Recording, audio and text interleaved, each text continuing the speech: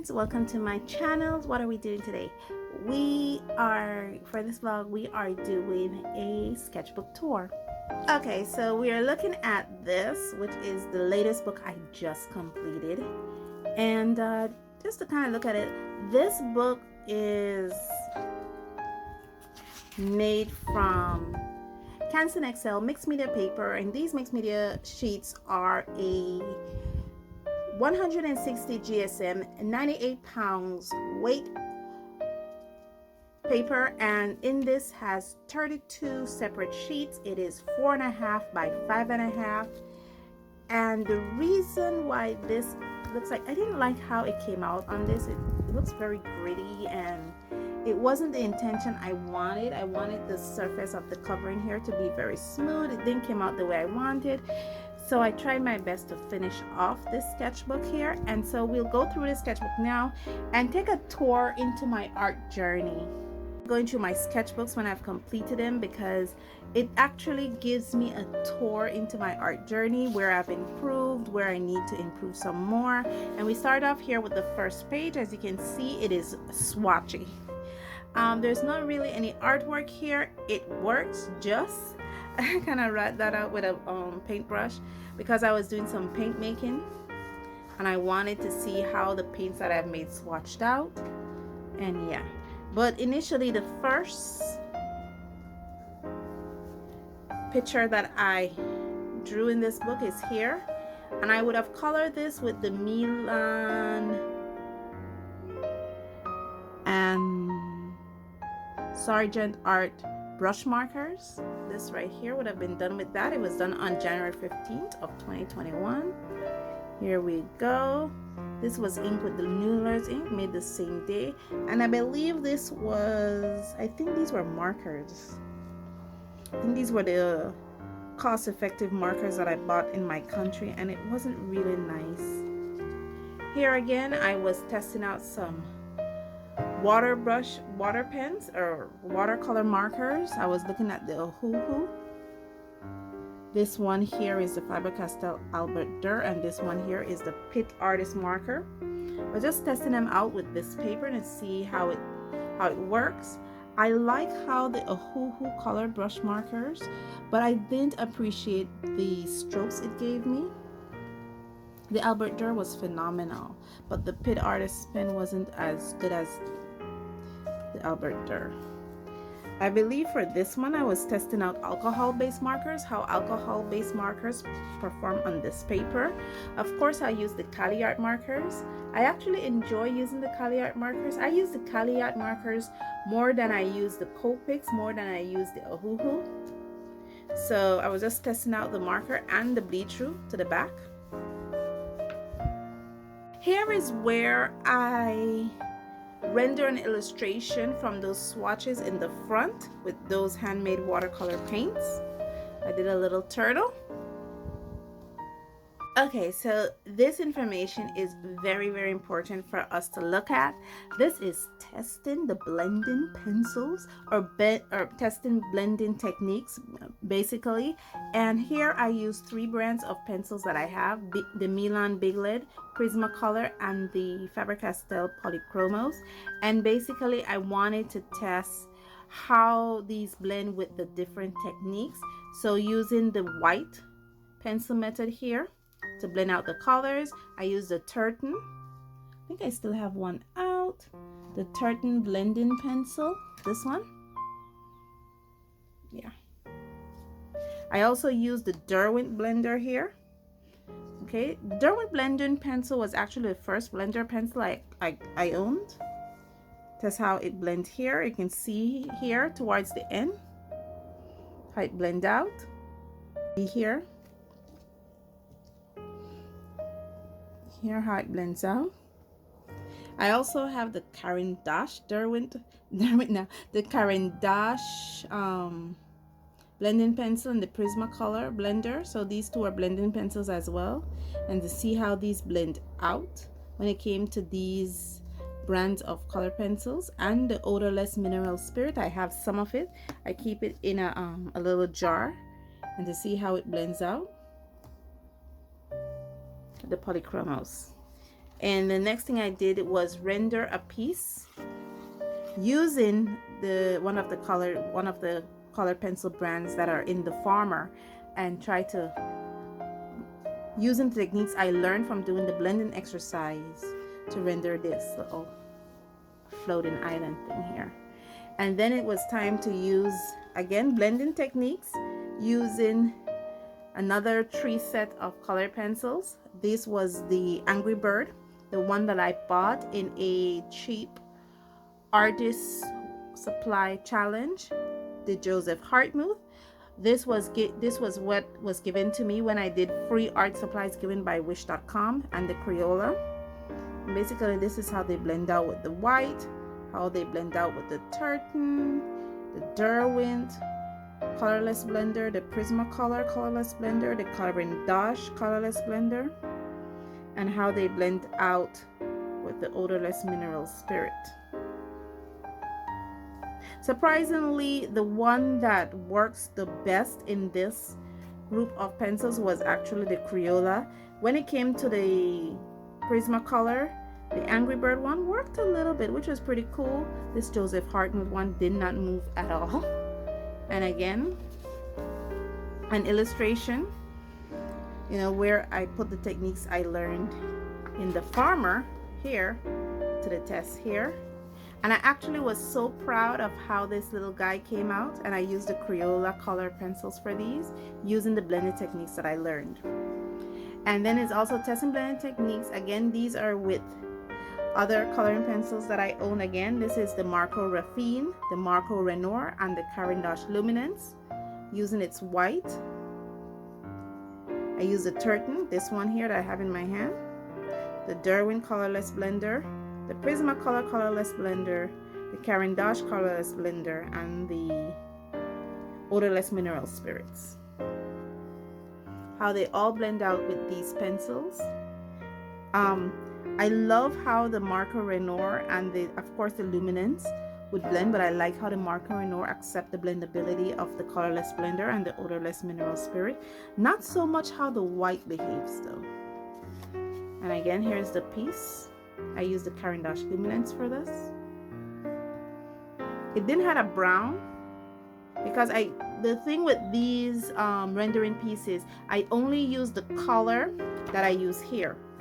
So I'm hoping you guys noticed that. So for this was used with the colors that I used here. This was rendered with the colors that I used here, and this was rendered with the colors that I used here. I hope you guys are noticing that I only use the colors that I use in the blending. So here again, testing blending pencils, and this was the Stylex, the Marco C600 Square, and the Kohinoor. Now the Kohinoor, unlike the others, has you know those pencils that became very popular that has like the different color leads, you know, like the green, the red, the blue, and the yellow.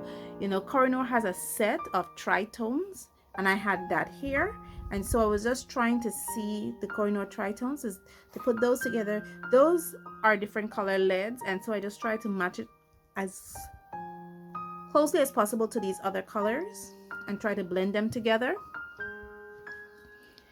And here, how it blends with the white. Now the Kohinoor doesn't have a white, so I think I just use a colorless blender here, I believe. The Tartan, the Tartan colorless blender, the Derwent colorless blender, the Prismacolor colorless blender, and the Caran d'Ache. How they all blend out. Okay, and this is the piece that I used to render it, and I used the Kohinoor Hartmuth Tritone. So yeah, very long, guys. That's a very long explanation. So let's now continue with this sketchbook tour, and after that I just did a series of color mixing charts. This one was for the alcohol paints I got from my friend Angie that she made for me. I believe this one is from Schminke. I think this one was from Schminke.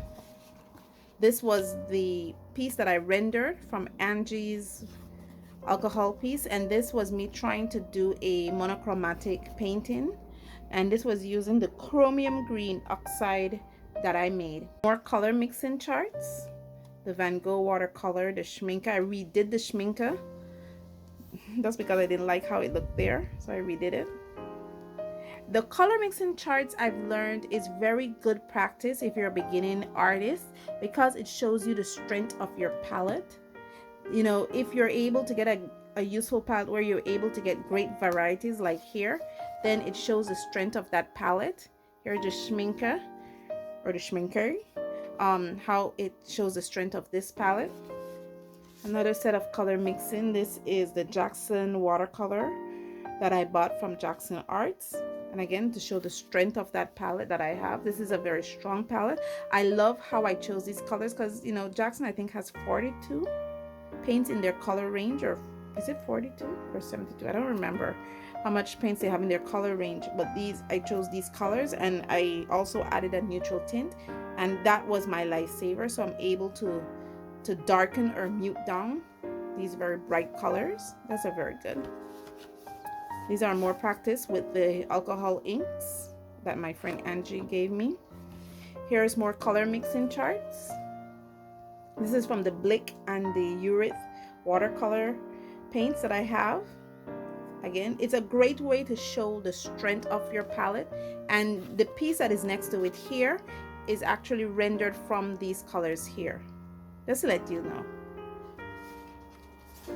Here's another mixing chart. This one is from the Paper Fashion. These Paper Fashions are from paints that is a paint making kit, and I will remember to try to put those references in the description below of where you can find these pieces. Any more? Yes. And this is more color mixing, just using limited palette. I believe I also did this for a color with me session, and I was using my own handmade watercolor paints. And this is a very beautiful combination. And we just finished off this book with color mixing charts after color mixing charts. This is using the color mixing chart that Angie provided. And I believe this was also done as a session. Just color mixes after color mixes, guys.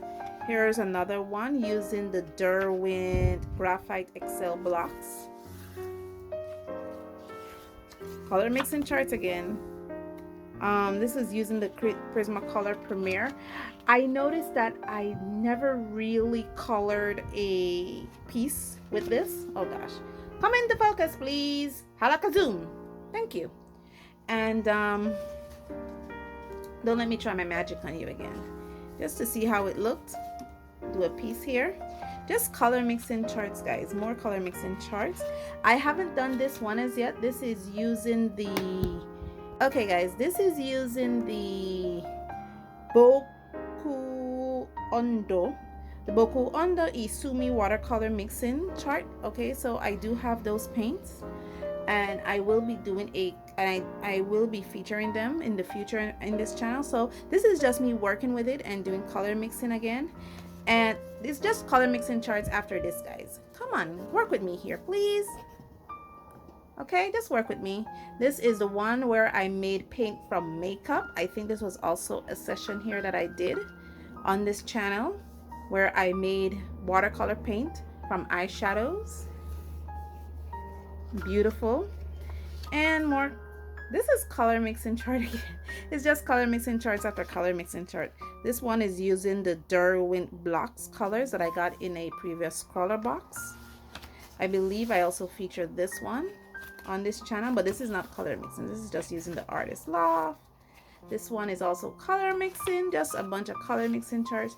This is not color mixing chart though. This is just me. I believe this is, what is this?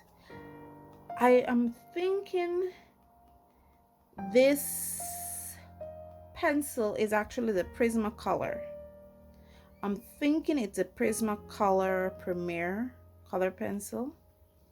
I usually write the name of the color pencil that I used, but in this case I did not write the name. I'm so sorry. But I remember working with the Prismacolors a lot, and I think this is where I worked with it. So I think these are the Prismacolor, and here to blend these together I use the odorless mineral spirits. And then we have this here, just trying to, you know, put it together. This is just a graphite that I was trying to do blend in with, or is it charcoal? So I think these are the Prismacolors though. Okay guys, sorry for the long tour of this book, but all in all, this book was a lot of fun. You can actually see my art journey, and a lot of times when I work with a sketchbook, I notice that, you know, there's certain things that I would practice a lot more so in other sketchbooks. So it's not only joins. You know, sometimes in sketchbooks I will practice color mixing. You know, sometimes in sketchbooks I will practice figure drawing. Sometimes in sketchbooks I will practice background drawings. So you notice that, and at least I notice that sometimes my sketchbook, even though it might start out as one thing, it end up being something amazing and beautiful and a great teaching tutorial for me, so I could go back to it and see what I have learned using that sketchbook. Thank you guys so much for joining me. Let me bring you guys out. Thank you guys so much for joining me on this journey, and as always, stay safe, stay blessed, and I'll see you in the next one. Bye.